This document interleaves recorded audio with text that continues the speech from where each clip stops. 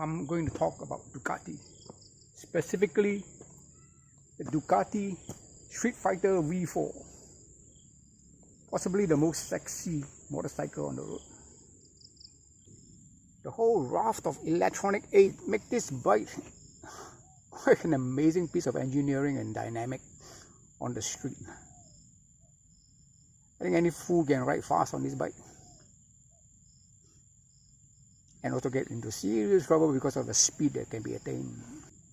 The reputation of this bike precedes it. It's a reputation that's fearsome, frightful, outright performance and crazy speeds.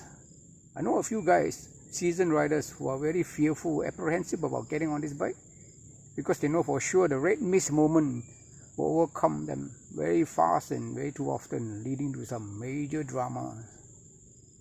The magic of this bike is how it behaves in traffic, how it goes for every whole shot, how it shoots into every gap, some impossibly tight ones, how it can brake so late and changes direction so well, and its neck snapping acceleration through all the gears. Not very civic-minded behavior, but oh, so much fun. Ducati marketed this bike as brutal, but I think the brutalness of this bike is more about the power output and the power to weight ratio, because this bike is pretty docile for what it is. It's very rideable, tractable. You can actually live with it on an everyday basis. Looks good even just displayed in your foyer or your living room. This bike costs an insane amount of money for a motorcycle, but about 145,000. What sort of performance cars can you get?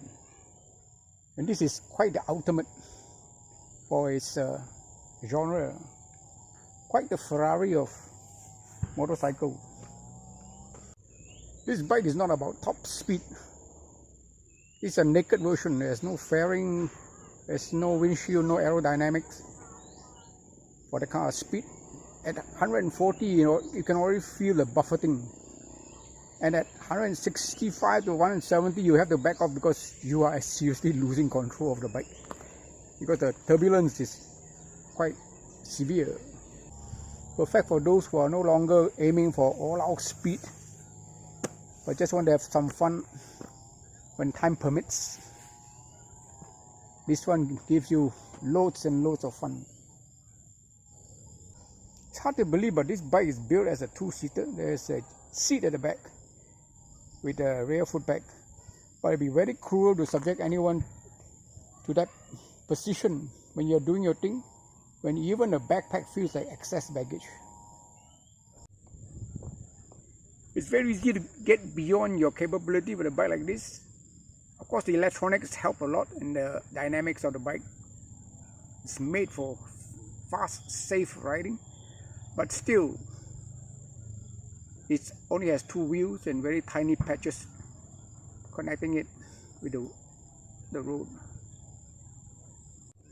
This bike is obviously for people with money, which means they are not as young as it used to be, which is why you have consideration about a wide handlebar for easier riding stance, easier on the body, actually easier to control the bike. You can flick it around like a enduro or motard, super motard type. So, what is the best thing I like about this red sexy beauty? I'm past the stage where I can redline every gear.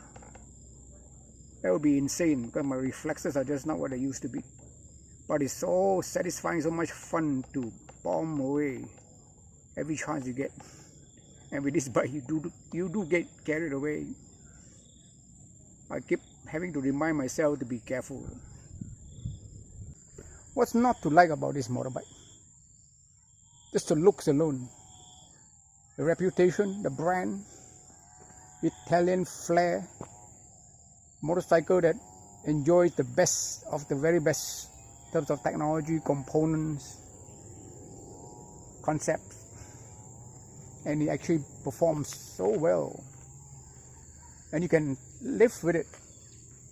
It's not as fearsome as It looks very tractable, quite well behaved actually. So how about it? Motorcycle like this at this price that can barely buy any decent performance car. It makes even some of the best cars feel so inadequate. Perfect tool for clearing cobwebs. Perfect bike to complement your lifestyle image. Perfect accessory to dispel anybody's doubt about your awesomeness.